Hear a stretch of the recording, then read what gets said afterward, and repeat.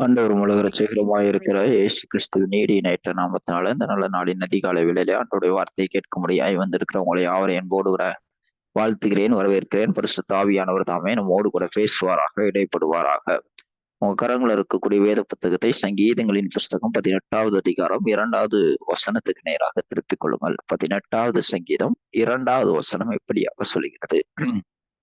கர்த்தர் என் கன்மலையும் என் கோட்டையும் என் இரட்சகரும் என் தேவனும் நான் நம்பி இருக்கிற என் துருகமும் என் கேடகமும் என் இரட்சணிய கொம்பும் என் உயர்ந்த அடைக்கலமுமாய் இருக்கிறார் அப்படின்னு சொல்லி தாவீது சொல்கிறத பார்க்கப்படுகிறது. கர்த்தரை அவர் எப்படியெல்லாம் பார்த்திருக்கிறார், பல்வேறு பரிணாமங்கள்ல கர்த்தர் தாவீதுக்கு வெளிப்பட்டு இருக்கிறார். அந்த காரியங்களை தாவீது சொல்லுகிறத பார்க்க முடிகிறது. கர்த்தர் என் கன்மலையும் என் கோட்டையும் என் இரட்சகரும் என் தேவனும் நான் நம்பி இருக்கிற என் துருகமும் என் கேடகமும் என் இரட்சணிய கொம்பும் என் உயர்ந்த அடைக்கலமுமான இருக்கிறார் என்று சொல்லி தாவீது சொல்லுகிறத பார்க்க முடிகிறது. இந்த அனுபவத்தை தாவீது எப்படி பெற்றுக் கொள்கிறார், அல்லது இந்த வார்த்தையை இவ்வளவு ஆழமாக கர்த்தர் இத்தனை காரியங்கள்ல தாவீதுக்கு எப்படி வெளிப்படுகிறார் அப்படிங்கிறத அவருடைய வாழ்க்கையில் நடந்த ஒரு சின்ன சம்பவத்தின் மூலமாக நாம் அறிந்து கொள்ள முடியும். உன் கரங்கள்ல இருக்கக்கூடிய வேத புஸ்தகத்தை 2 சாமுவேலினுடைய புஸ்தகம் 23வது அதிகாரத்துக்கு நேராக திருப்பிக் கொள்ளுங்கள். மன்னிக்கணும், 1 சாமுவேலின் புஸ்தகம் 23வது அதிகாரத்துக்கு நேராக திருப்பிக் கொள்ளுங்கள். 1 சாமுவேலினுடைய புஸ்தகம் 23வது அதிகாரத்துல தாவீதுடைய வாழ்க்கையில் நடந்த ஒரு சம்பவம் பதிவு செய்யப்பட்டு இருக்கிறத நம்ம பார்க்க முடியும். முதலாவது வசனம் இப்படியாக சொல்கிறது: இதோ பெலிஸ்தர் கேகிலாவின் மேல் யுத்தம் பண்ணி களஞ்சியங்களை கொள்ளையிடுகிறார்கள் என்று தாவீதுக்கு அறிவிக்கப்பட்டது. அப்பொழுது தாவீது, நான் போய் அந்த பெலிஸ்தரை முறியடிக்கலாமா என்று கர்த்தரிடத்தில் விசாரித்ததற்கு கர்த்தர், நீ போ, பெலிஸ்தரை முறியடித்து கேகிலாவை ரட்சிப்பாயாக என்று தாவீதுக்கு சொன்னார் அப்படின்னு எழுதி இருக்கிறத பார்க்க முடிகிறது. கேகிலான்னு சொல்லி ஒரு பட்டணம் இருக்கிறது. அதற்கு விரோதமாக பெலிஸ்தர் அதை கொள்ளையிடுகிறதற்காக திட்டமிட்டு இருக்கிறார்கள் என்கிற செய்தி தாவீதுக்கு வருகிறது, அறிவிக்கப்பட்டு இருக்கிறது. அவன் அழைக்கப்படவில்லை யுத்தத்துக்கு, அவன் அழைக்கப்படவில்லை. இந்த சம்பவத்தை, அந்த அதிகாரத்தை நல்லா கூர்ந்து வாசித்தோம்னு சொன்னா அநேக காரியங்களை நம்ம உணர்ந்து கொள்ள அல்லது புரிந்து கொள்ள முடியும். தெளிவா அந்த வசனம் சொல்லுகிறது. முதலாவது வசனம்: தாவீதுக்கு கேகிலாவின் மேல் பெலிஸ்தர் யுத்தம் பண்ண புறப்பட்டு வரப்போகிறார்கள் சொல்லி அறிவிக்கப்பட்டு இருக்கிறது. அவனை நீங்க வாங்க, எங்களை காப்பாத்துங்க, கேகிலாவு மேல பெலிஸ்தர் வரப்போறாங்க, நீங்க வந்தாதான் காப்பாத்த முடியும்னு யாரும் அழைக்கவில்லை. மாறாக தாவீதுக்கு அறிவிக்கப்பட்ட அந்த செய்தி தெரிஞ்ச உடனே தாவீது செய்யக்கூடிய முதல் காரியம், தாவீது பல யுத்தங்களை பார்த்திருக்கிறான், பல யுத்தங்களை செய்திருக்கிறான், செய்த எல்லா யுத்தத்திலையும் ஜெயத்தையும் பெற்று இருக்கிறான். ஆனா தன்னுடைய அந்த எக்ஸ்பீரியன்ஸ, அனுபவத்தை அவன் முன்னாடி வச்சு அந்த யுத்தத்துக்கு புறப்பட்டு போகல. அவன் மாறாக ஆண்டவருடைய சமூகத்துல காத்திருக்கிறத பார்க்க முடிகிறது. செய்தி யுத்தத்துக்கு போகணும்னு சொல்லி தாவீதுக்கு விருப்பம் இருக்கிறது, வாஞ்சை இருக்கிறது. ஆனாலும் அவனுக்கு அனுபவம் இருக்கிறது, அவன் யுத்த வீரன். இது எல்லாம் இருந்தாலும் இதெல்லாம் எனக்கு போதும்னு சொல்லி அவன் யுத்தத்துக்கு போகல. மாறாக கர்த்தர் என்ன சொல்லுகிறார் அதன்படி செய்யலான்னு சொல்லி அவன் விசாரிக்கிற பழக்கமுடையவனாக இருக்கிறத பார்க்க முடிகிறது. அவனை விசாரிக்கிறான். அங்க ஆண்டவர் என்ன சொல்றாருன்னு சொன்னா, நீ போ, பெலிஸ்தரை நீ முறியடிக்கலாம், உன் கையில ஒப்பு கொடுப்பேன் அப்படின்னு சொல்லி ஆண்டவர் சொல்றத பார்க்க முடிகிறது. அவன் போகிறதற்கு புறப்படுகிறான். அப்ப என்ன நடக்குதுன்னு சொன்னா, தாவீதோடு கூட இருந்தவர்கள், இது எப்படி சாத்தியமாகும்? பெலிஸ்தருக்கு விரோதமா யுத்தம் பண்ற அளவுக்கு நாம என்ன ஒரு ராஜ்யமா, இல்ல ஒரு தேசமா? நாமளே அகதிகள் மாதிரி வனாந்தரத்துல அங்கேயும் இங்கேயும் சுத்திட்டு வரோம். நாம போய் பெலிஸ்தர் கூட யுத்தம் பண்றது முடியுமா? பெலிஸ்தர் இஸ்ரவேலர்களுடைய எதிரிகள். அப்ப ஒரு பெரிய ராஜ்யத்தினுடைய, ராஜாங்கத்தினுடைய எதிரிகளாக பார்க்கப்படக்கூடிய, சத்துருக்களாக பார்க்கப்படக்கூடிய பெலிஸ்தர்களை ஒரு சின்ன கூட்டம், நாம வெறும் 600 பேர் கிட்டதான் இருக்கிறோம். நாம எப்படி போய் எந்த படையும் இல்லாம வெறும் மனிதர்களாக போய் எப்படி அவங்கள தோற்கடிக்க முடியும்? எப்படி அவங்கள மேற்கொள்ள முடியும்? இதெல்லாம் சாத்தியம் இல்லை அப்படின்னு சொல்லி தாவீது இடத்துல தாவீதோடு கூட இருந்தவர்கள் சொல்லுகிறத கேட்க முடிகிறப்ப, மனிதர்களுடைய ஆலோசனைகளும் அங்க வருகிறது. ஆனா அத அவன் என்ன பண்றான்னு சொன்னா, அதையும் அவன் எடுத்துக்கொண்டு போய் என்ன பண்றான்னு சொன்னா, கர்த்தருடைய சமூகத்துல வைக்கிறத பார்க்க முடிகிறது. அவனுக்கு நேராக சில மனித ஆலோசனைகளும் வருது. அத அவன் தட்டி கழிக்கவும் இல்ல. அந்த ஆலோசனைகளுக்கு முழுமையாக செவி கொடுக்கவும் இல்ல. மாறாக அந்த காரியத்த அவன் பரிசீலனை செய்கிறத பார்க்க முடிகிறது. ஆமா, இந்த ஜனங்கள் இப்படி சொல்றாங்க. இதுல நியாயம் இருக்குது. ஆனாலும் இத ஆண்டவர்ட்ட கொண்டு போய் கேட்போம். அப்படின்னு சொல்லி அவன் ஆண்டவரை நோக்கி திரும்ப அந்த காரியங்கள கொண்டு போகிறத பார்க்க முடியும். அப்ப ஆண்டவர் சொல்றாரு, "நீ போ, அதெல்லாம் கண்டிப்பா ஒப்புக் கொடுப்பேன்னு" சொன்னவுடனே, அவன் தைரியமா அவன் தன் ஜனங்களை கூட்டிக் கொண்டு கர்த்தர் உனக்கு கொடுத்த உறுதி நிமித்தம், ஸ்திரத்தன்மை நிமித்தம் அவன் அந்த ஜனங்களை வழிநடத்தி கொண்டு போய் அந்த யுத்தத்துல அவன் ஜெயிக்கிறத பார்க்க முடிகிறது. யுத்தத்துல இப்ப ஜெயிச்சாச்சு. கேகிலாவ பெலிஸ்தர்ட்ட மீட்டாச்சு. இப்ப தாவீதுக்கு ஒரு ஒரு கொஞ்ச நேரம் ரெஸ்ட் எடுக்கிறதுக்கு அல்லது கொஞ்ச காலம் ரெஸ்ட் எடுக்கிறதுக்குன்னு சொல்லலாம். ஏன்னா நெறைய வனாந்தரங்களுக்குள்ள சுத்திக் கொண்டே இருக்கிறான். அவனுக்கான எந்த ஒரு ஒரு ஒரு ஒரு ஒரு நம்பிக்கையான ஒரு இடம்னு சொல்லி ஒரு இடத்துல அவனால தங்கி இருக்க முடியல. எல்லா இடத்துக்கும் சவுல் வந்து விடுகிறான்.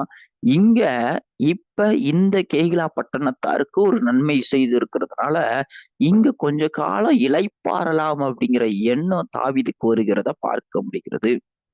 அப்ப இப்படி வரும்போது அவனுக்கு அப்படி ஒரு தாட் இருக்குது. ஆனா, இந்த செய்தி அதற்குள்ள சவுலுக்கு போயிறத பார்க்க முடிகிறது. சவுல் கேகிலாக்குள்ள தாவீது இருக்கிறான்னு சொன்னா, அவன பிடிக்கிறது ரொம்ப ஈஸி. ஏன்னா, அந்த பட்டணம் தாழ்ப்பாள்கள் உள்ள பட்டணம். அது ஒரு ஒரு ஒரு க குளோஸ்டு கம்யூனிட்டி ஒரு ஒரு ஒரு ஒரு சுவர் உள்ள அல்லது ஒரு ஒரு தாழ்ப்பாள் உள்ள ஒரு கதவுள்ள ஒரு பட்டணமா இருக்குது. அதற்கு வாசல் ஒரே ஒரு வாசல் தான் இருக்கும்னு நினைக்கிறேன். அப்ப அப்படி இடத்துக்குள்ள தாவீத பிடிக்கிறது ரொம்ப ஈஸி. சுற்றி போய் நம்ம முற்றுகையிட்டு நின்னுட்டோம்னு சொன்னா, என்னைக்கு இருந்தாலும் தாவீது நம்ம கையில தான் அப்படின்னு சொல்லி சவுலுக்கு இந்த செய்தி போகுது. சவுலும் தாவீதை பிடிக்கிறதற்கு புறப்படுகிறான் அப்படிங்கிற செய்தி தாவீதுக்கு வருகிறது. இப்படி சவுலுக்கு இந்த செய்தி போயிட்டு சவுல் புறப்பட்டு வரப்போகிறான் அப்படிங்கிற செய்தியும் தாவீதுக்கு வருகிறது. இப்ப தாவீது திரும்பவும் என்ன பண்றான்னு சொன்னா, இந்த ஜனங்களுக்காக ஒரு பெரிய ரிஸ்க் எடுத்திருக்கிறான். யாருக்காக? இந்த கேகிலா பட்டணத்தாருக்காக ஒரு பெரிய ஒரு ரிஸ்க் எடுத்திருக்கிறான். சாதாரண ரிஸ்க் இல்ல. பெலிஸ்தருக்கு எதிராக யுத்தம் பண்றதுங்கிறது உயிரை பணயம் வைத்து செய்யக்கூடிய ஒரு காரியம். எந்த ரெஸ்பான்சிபிலிட்டியும் இல்லாம, எந்த அவன் அத செஞ்சாகணுங்கிற எந்த நிச்சயமும், கட்டாயமும் தாவீதுக்கு இல்லாத போது, இந்த ஒரு ஒரு பெரிய காரியத்த துணிந்து செய்திருக்கிறான் தாவீது. அதனால தாவீது நினைத்திருக்கலாம், கேகிலா பட்டணத்துக்குள்ள இருக்கிறது எனக்கு அடைக்கலமாக இருக்கும். அல்லது எனக்கு அது அது தஞ்சமாக இருக்கும். இங்க கொஞ்ச நாள் இளைப்பாறுகிறதற்கு எனக்கு உதவியாக இருக்கும்னு நினைத்திருக்கலாம். ஆனா அதையும் தாவீது எங்க கொண்டு போறான்னா, ஆண்டவருடைய சமூகத்துக்கு கொண்டு போகிறத பார்க்க முடிகிறது. 8வது வசனம் சொல்லுகிறது, தாவீதையும் அவன் மனுஷரையும் முற்றுகை போடும்படிக்கு கேயிலாவுக்கு போக எல்லா ஜனத்தையும் யுத்தத்திற்கு அழைப்பிட்டான். தனக்கு பொல்லாப்பு செய்ய சவுல் எத்தனமனுகிறான் என்று தாவீது அறிந்து கொண்டபோது, ஆசாரியனாகிய அபியத்தாரை நோக்கி ஏபோத்தை இங்கே கொண்டு வா என்றான். அப்பொழுது தாவீது, இஸ்ரவேலின் தேவனாகிய கர்த்தாவே, சவுல் கேகிலாவுக்கு வந்து என் நிமித்தம் பட்டணத்தை அழிக்க வகை தேடுகிறான் என்று உமது அடியானாகிய நான் நிச்சயமாய் கேள்விப்பட்டேன். கேகிலா பட்டணத்தார் என்னை அவன் கையில் ஒப்புக் கொடுப்பார்களோ? உம்முடைய அடியான் கேள்விப்பட்டபடியே சவுல் வருவானோ? இஸ்ரவேலின் தேவனாகிய கர்த்தாவே, இதை உம்முடைய அடியானுக்கு தெரிவிக்க வேண்டும் என்றான். அதற்கு கர்த்தர் அவன் வருவான் என்றார். இப்ப தாவீதுடைய பார்வையில என்ன இருக்குது அப்படிங்கிறத, அல்லது அவன் மனதுல என்னது இருக்கிறது அப்படிங்கிறத அந்த வசனம் நமக்கு தெளிவாக காட்டிக் கொடுக்கிறத பார்க்க முடியும். இப்ப தாவீது கேகிலாவுக்குள்ள அடைக்கலமாக இருப்பான் என்று சொன்னால், அங்க தஞ்சமாக இருப்பான் என்று சொன்னால், தாவீது இவ்வளவு கஷ்டப்பட்டு, இவ்வளவு ரிஸ்க் எடுத்து, இவ்வளவு உயிரை பணயம் வைத்து பெலிஸ்தருடைய கைகள்ல இருந்து கேகிலாவை மீட்டதற்கு அர்த்தமே இல்லாம போய்விடும். காரணம் என்னன்னு சொன்னா, அந்த வசனம் நமக்கு தெளிவாக காட்டிக் கொடுக்கிறது. 10வது வசனம். அப்பொழுது தாவீது இஸ்ரவேலின் தேவனாய கர்த்தாவே, சவுல் கேகிலாவுக்கு வந்து என் நிமித்தம் பட்டணத்தை அழிக்க வகை தேடுகிறான் என்று உம்முடைய அடியானாகிய நான் நிச்சயமாய் கேள்விப்பட்டேன். இப்ப தாவீதை பிடிக்கிறதற்காக தாழ்ப்பாள்கள் உள்ள பட்டணமாகிய கேகிலாவை சவுல் முற்றுகையிடுவான் என்று சொன்னால், இது நிமித்தமாக பாதிக்கப்பட போகிறது தாவீது மாத்திரமல்ல, அந்த பட்டணத்திற்குள்ள எல்லாரும் தான் பாதிக்கப்பட போகிறாங்க. அந்த பட்டணத்தை முற்றுகையிட்டு விட்டுன்னு சொன்னா, ஒருத்தரும் உள்ள போகவும் முடியாது, வெளியில வரவும் முடியாது. அவர்களுக்கான உணவுப் பொருட்களையோ எதை எடுத்துக்கொண்டு போக முடியாது, வாங்க முடியாது, எதுவுமே செய்ய முடியாது. அப்ப அவர்கள் கையிருப்புல என்ன இருக்குதோ, அதை மாத்திரம் வைத்து அவர்கள் ஜீவனம் பண்ண முடியும். அது முடிந்ததுக்கு அப்புறம் அவர்கள் மரிக்க வேண்டும். எப்படினாலும் தாவீத நான் பிடிச்சிருவேன்னு சொல்லி அவன் கேகிலாவை முற்றுகையிட்டு அந்த பட்டணத்தை தாவீதை பிடிக்க வேண்டும் என்பதற்காக அழிக்கிறதற்கும் முற்படுவான் அப்படிங்கிறத தாவீது அறிஞ்சிருக்கு. அப்ப இவ்வளவு ரிஸ்க் எடுத்து கேகிலாவை காப்பாத்துனதுக்கு அர்த்தமே இல்ல.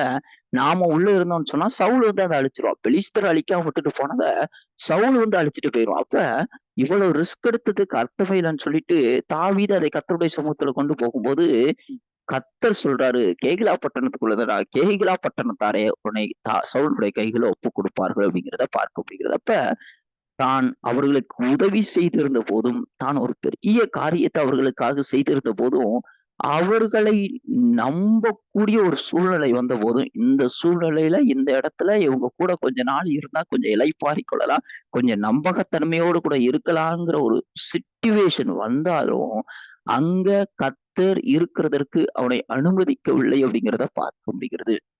அங்கிருந்து கர்த்தர் அவனை வெளியில மீட்டு கொண்டு வருகிறத பார்க்க முடிகிறது. அதற்கப்புறம் பின்னாடி யோனத்தானை அனுப்பி அவனை திடப்படுத்துகிறத பார்க்க முடிகிறது. அப்ப ஆண்டவர தாவீது எப்படி பார்க்கிறார் அல்லது தாவீது எப்படி கர்த்தரால நடத்தப்படுகிறார் அப்படிங்கிறத நம்ம பார்க்கும்போது, தாவீது மற்ற ஜனங்களுக்கு கேகிலா பட்டணத்தாருக்கு பிரயோஜனம் உள்ளவனாக இருக்கிறான். ஆனா ஒரு காலத்திலயும் கேகிலா பட்டணத்தார் தாவீதுக்கு பிரயோஜனம் உள்ளவர்களாக இருக்கிறதற்கு கர்த்தர் அனுமதிக்கவில்லை. காரணம் என்னன்னு சொன்னா, தாவீதுக்கு நான் தான் கோட்டை, தாவீதுக்கு நான் தான் அடைக்கலம், தாவீதுக்கு நான் தான் தஞ்சம், தாவீதுக்கு நான் தான் மேய்ப்பர், நான் தாவீதை பார்த்துக் கொள்வேன், எனக்கு கீழே என் சட்டைகளின் மறைவுல தாவீது இருக்கிறான். கேகிலா மக்கள் அல்லது கேகிலா பட்டணத்தார் அவர்களை பாதுகாக்க வேண்டிய அவசியமோ, அவனுக்கு தஞ்சம் கொடுக்க வேண்டிய அவசியமோ இல்ல. நான் நானே தாவீதுக்கு அடைக்கலமாகவும், கோட்டையாகவும் இருக்கிறேன் அப்படிங்கிறத கர்த்தர் காட்டுகிறத பார்க்க முடிகிறது. அப்ப இப்படி கர்த்தர் தாவீதை வழி நடத்துகிறதுனாலதான் தாவீதால சொல்ல முடிகிறது. நம்ம ஏற்கனவே வாசித்த 18வது அதிகாரம் 2வது வசனத்துல, கர்த்தர் என் கன்மலையும், என் கோட்டையும், என் இரட்சகரும், என் தேவனும், நான் நம்பி இருக்கிற என் துருகமும், என் கேடகமும், என் இரட்சணிய கொம்பும், என் உயர்ந்த அடைக்கலமுமாய் இருக்கிறான்னு சொல்லி தாவீது சொல்ல முடிகிறது. இன்னைக்கு அநேக சூழ்நிலைகள்ல, அநேக நேரங்கள்ல நாமளும் தாவீதை போல ஒரு பாதைக்குள்ள பயணித்துக் கொண்டிருக்கலாம்.